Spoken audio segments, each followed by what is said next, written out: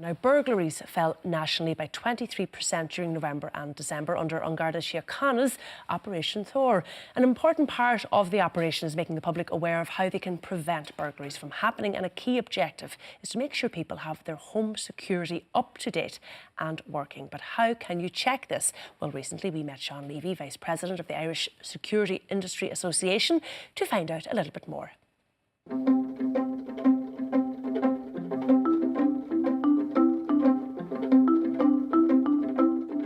If you're getting a new alarm system for the first time, there's a number of items that need to be considered prior to purchasing your alarm system.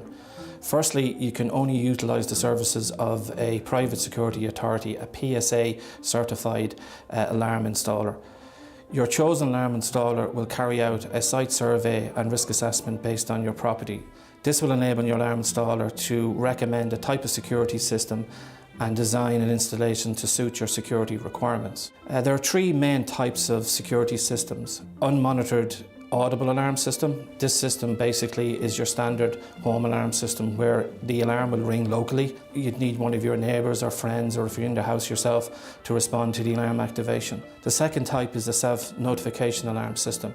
This is where the alarm will send a text message to your phone and alert you that your alarm is activated. And the third option is a monitored alarm system. A monitored alarm system will transmit a signal to a licensed PSA certified alarm receiving centre where trained operators will respond to the alarm activation, contact your key holders and relevant authorities in the event of a verified alarm activation. If you already have an alarm system, you should check your alarm system on a regular basis to ensure it works, especially if you've had work carried out at your premises recently. To best ensure that your alarm system functions correctly is to have a preventative maintenance contract in place.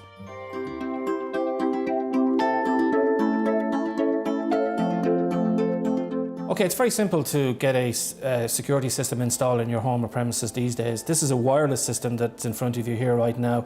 This is your standard bell box. This is your key fob for turning on and off the alarm system. Your main alarm system panel, which will be located inside your premises or your home. You have a panic button for, obviously, for residential areas.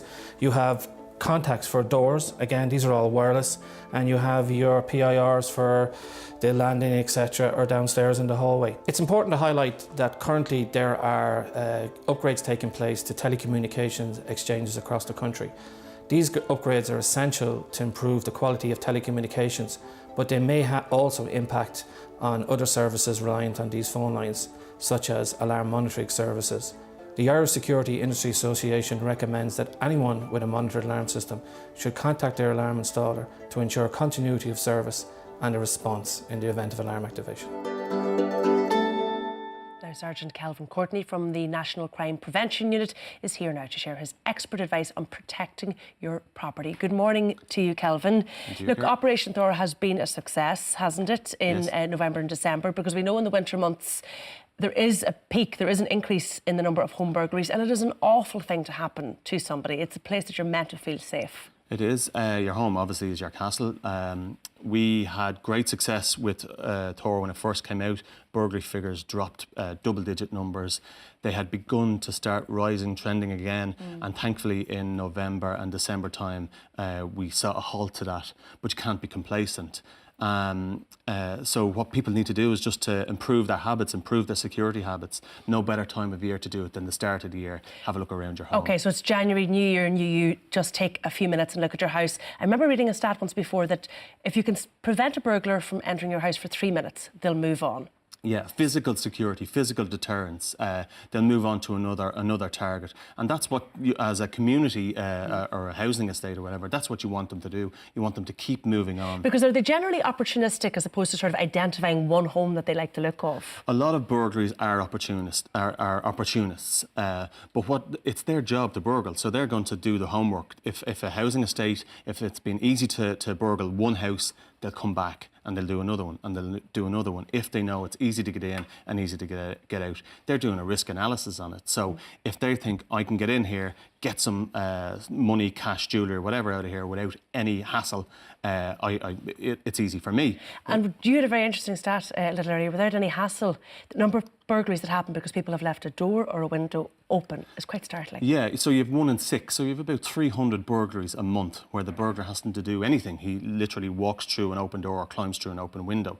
So that's something that we can change. We can, as homeowners, as community groups, we can encourage people to lock their doors and windows, to light up their homes, to make the house look occupied. And like you said, if you can keep them out for up to 3 minutes and move them on to somewhere else, they will. Now, inside your home, and we're going to get to some of the other extra security that you can have other than just an alarm, should you keep stuff sort of hidden away? Don't leave a wallet sitting out on the kitchen table. Don't leave your handbag with your credit cards sitting in the kitchen where they can see it through an open window. But this is it. If you can keep keys away from windows and letter boxes, don't leave large amounts of cash at home, jewellery. Make sure if you're keeping it in house that it's put somewhere secure, in a secure safe if you have one at home, and not just a tin box that can be carried away easily. But in the first instance, you want to deter them from coming to you in the first place. Good physical security. So we saw the alarm there, which a lot of people have, which you need to keep up to date. I mean, they know to look at it if it hasn't been touched in 20 years, if you've had it up on your wall and it hasn't been serviced or the battery's not working. Well, it's, as we've heard from Sean there, it's important to keep your alarm maintained.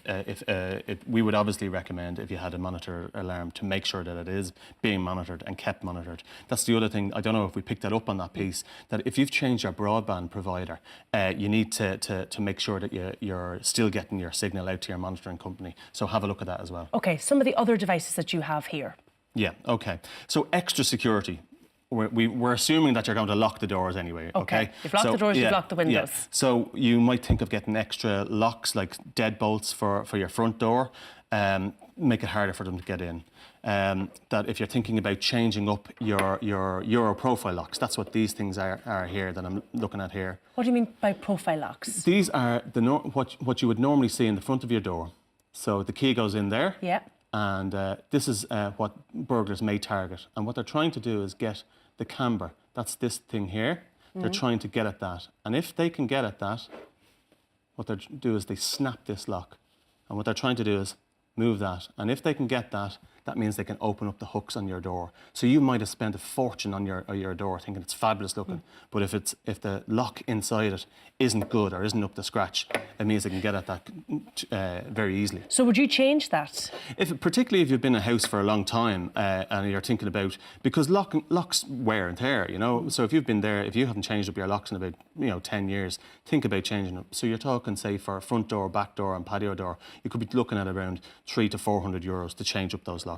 But you're looking for anti-snap, anti-bump, anti-drill. Ask your locksmith. Anti-snap, anti-lock, anti-drill. And do you need somebody to put them in for you? Would you call in the professionals? You would get the advice from a locksmith, but most people can change those. But just if you have any difficulties, talk to the locksmith. And they'll come out, they'll have a look and they'll see what you need. Now, what's very fashionable in houses at the moment are these big glass windows and big glass doors, which I always think do look a little bit vulnerable. You have a device here you'd recommend? OK, so for sliding doors, this is basically a sliding bolt. And this sits on the floor, and the bolt itself shoots into the frame of the door. And what that means is that at night that goes in, and you can't pull the doors across. You can't pull or lift the doors off their rails, which is what they're trying to get through. Now this is very interesting, because this reminds me of what you put on your car steering wheel. This is a very visible. Yeah, it's a visible deterrent, and that's what you're trying to do. You're trying to deter them. This is called a padlock.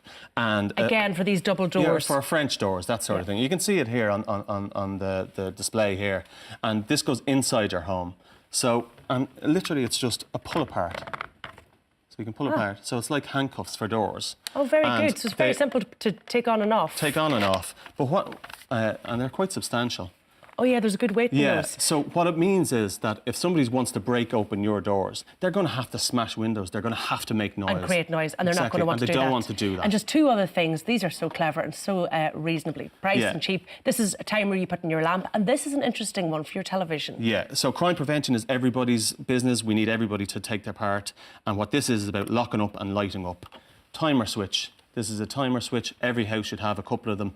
Throw on a few lights around the house when you're out. One upstairs, one downstairs. Yeah, makes it look like there's somebody in the home. this little doofer here there pretends that it's a television. Don't obviously point it out straight out the window. Maybe point at curtains, that sort of thing. So if you're looking to pull dark exactly. curtains, you just see a little bit of You see a light and you flicker think, there, oh, there's yeah. somebody watching TV so there. it's just, move on. just a move up from the normal lamp that might be on the house. Okay. But anything you can do to try and keep the burglar out, put the alarm on, lock the doors and windows, light up the home. Lock up, Light up. I remember that. Wonderful. Thanks as always, Thanks, Carol. Ciara. Cheers.